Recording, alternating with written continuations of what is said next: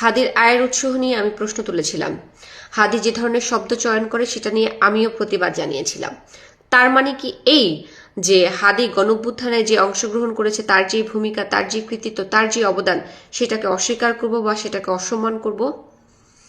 একজন পলিটিশিয়ান আরেকজন পলিটিশিয়ানের সমালোচনা করবে রাজনীতির মাঠে, এটাই স্বাভাবিক। একটি দলের সাথে আরেকটি দলের মতের মিল থাকবে না, তারা ভিন্ন আদর্শের হবে, এটাই স্বাভাবিক। তার মানে কি এই যে হত্যাযজ্ঞ চালাতে হবে? কারা হস্টাল হয়ে গেল? কাদের মাথা এত খারাপ হয়ে গেল যে তফসিল ঘোষণার পরে যে ও আচ্ছা, বাংলাদেশে তো নির্বাচন হতেই যাচ্ছে, নির্বাচন হবে, এটা কনফার্ম। কারা এটা শোনার পরে তাদের আত্মা শুকিয়ে গেল? কারা হাদিকে কেন্দ্র করে বিশৃঙ্খলা সৃষ্টি করতে চায়? কারা হাদিকে কেন্দ্র করে রাজনীতি করতে চায়?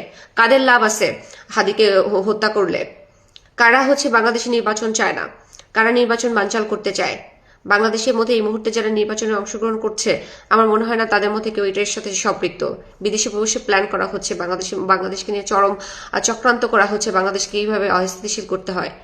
আমরা সবাই টার্গেটেড। আমরা যারা গণঅভ্যুত্থানে অংশগ্রহণ করেছি, প্রথম সারিতে ছিলাম, আমরা আমাদের কথা যারা মানুষ শোনে, যাদেরকে মানুষ 2-4 জন চেনে, এরা সবাই আমরা টার্গেটেড। আমাদেরকে খুন করে কাদের লাভ? কারা চায় না আমরা বাংলাদেশে বেঁচে থাকি? কারা চায় না বাংলাদেশের যে বিপ্লব ঘটেছে সেই বিপ্লবটা সার্থক হোক? কারা চায় না এই বাংলাদেশটা শান্তিতে থাকুক? কারা শুধু ক্ষমতায় বসতে চায়? কারা বাংলাদেশ চায় না পাকিস্তানে রূপান্তরিত করতে চায়? তাদের লাভ। এটা well planned. Please find the who's the bloody murderer. এদেরকে ফাইন্ড আউট করেন এবং লিস্টটা বের করেন। হাদির পরে কার নাম, তারপরে কার নাম, তারপরে কার নাম, এটা বের করতে হবে।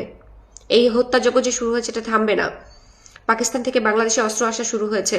কারা দিচ্ছে অস্ত্র সাপ্লাই? কাদের কাছে পৌঁছাচ্ছে এই অস্ত্রগুলো?